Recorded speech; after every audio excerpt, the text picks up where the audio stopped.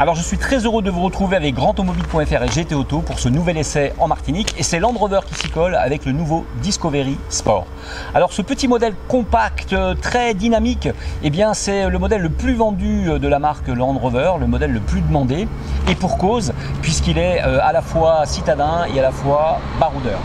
Je vous donne rendez-vous donc sur l'ensemble de nos médias, grandautomobile.fr pour avoir la fiche technique, notre avis et les tarifs, et GT Auto pour suivre bien sûr nos différentes vidéos. Je vous dis à très bientôt pour un nouvel essai.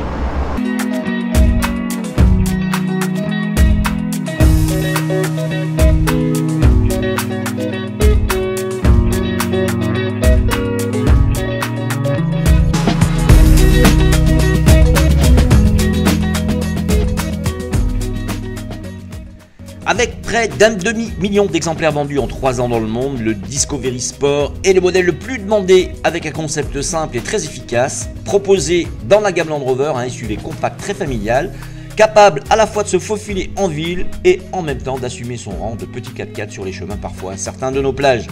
Polyvalence donc bien appréciable sur notre île. Épisodiquement, quand les éléments se déchaînent et que nos routes déversent dangereusement torrents d'eau et de boue, bienheureuse l'infirmière qui aborde en toute sécurité ces aléas. Ce fut le cas encore récemment sur notre île, rappelez-vous.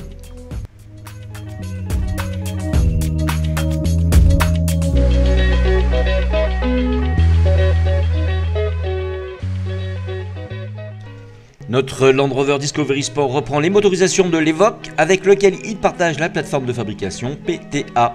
On retrouve pour ces modèles un diesel de 150 chevaux, puis 280 et 240 chevaux. Et en essence, le Land Rover Discovery Sport est proposé avec un bloc de 250 chevaux. Les 3 motorisations diesel ainsi que la motorisation essence bénéficient d'une micro-hybridation avec un alterno-démarreur afin de faire baisser les émissions de CO2.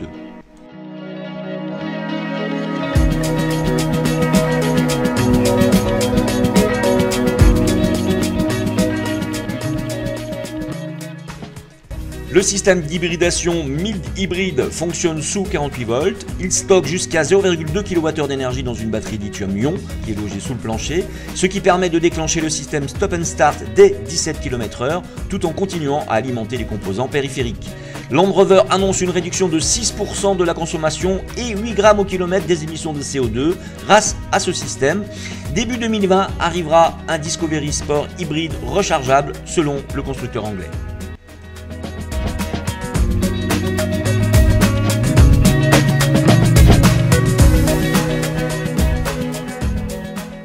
A l'intérieur, on remarque la disparition de la molette qui commandait la boîte de vitesse automatique au profit d'un levier plus classique. Sous l'écran central, le panneau de commande de la climatisation est également tactile et les molettes physiques ont plusieurs fonctions de réglage.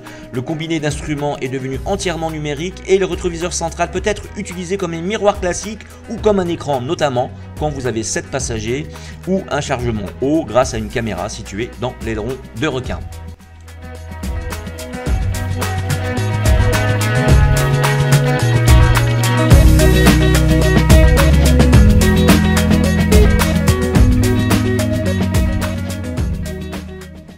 Les premières sensations à l'intérieur sont plutôt très bonnes et qualitatives dans l'ensemble, y compris dans le bas de la planche de bord et les contreportes. À l'arrière, la banquette est coulissante en 2 tiers 1 tiers. Lorsqu'elle est reculée à fond, l'habitabilité est excellente. Le coffre, lui, dans cette configuration devient très sympa avec un volume qui dépasse allègrement les 600 décimètres-cubes. Le haillon, lui, est à ouverture électrique, on l'espérait à ce niveau de gamme. Côté insonorisation, rien à redire, le véhicule est très bien équilibré aussi sur ce point.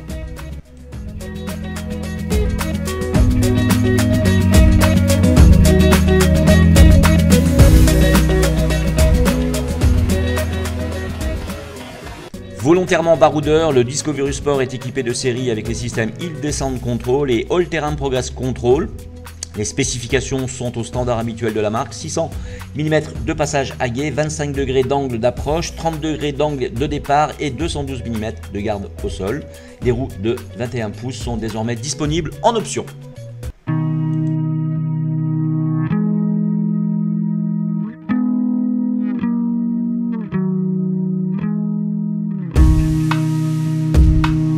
Sur nos routes, la BVA 9 vitesses très douce fait son travail, liée à une motorisation de 150 chevaux plutôt agréable et suffisante pour nos routes. Sur la montée de casse-pilote, tout va bien, la voiture donne son maximum dans une insonorisation quasi parfaite. Très peu de roulis et on se rend très vite compte du confort proposé par la marque anglaise. Pour les passages plus difficiles, le grip est amélioré sans conteste avec le All Terrain Progress Control, nous venons d'en parler, et notre Discovery Sport se transforme comme prévu en véritable avaleur d'ornière. Tous les feux sont donc au vert pour un essai avec monsieur ou madame.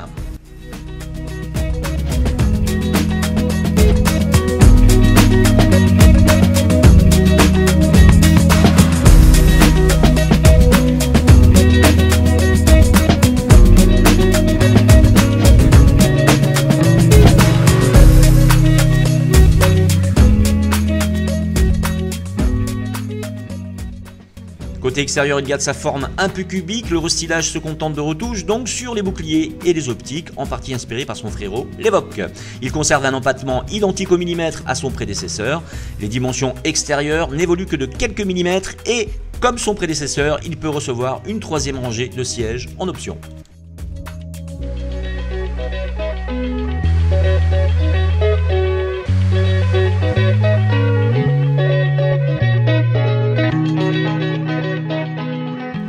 Allez, pour nous, cet essai est maintenant terminé, c'est retour en concession. Je vous donne rendez-vous sur grandautomobile.fr et GT Auto pour avoir plus d'informations sur le modèle proposé.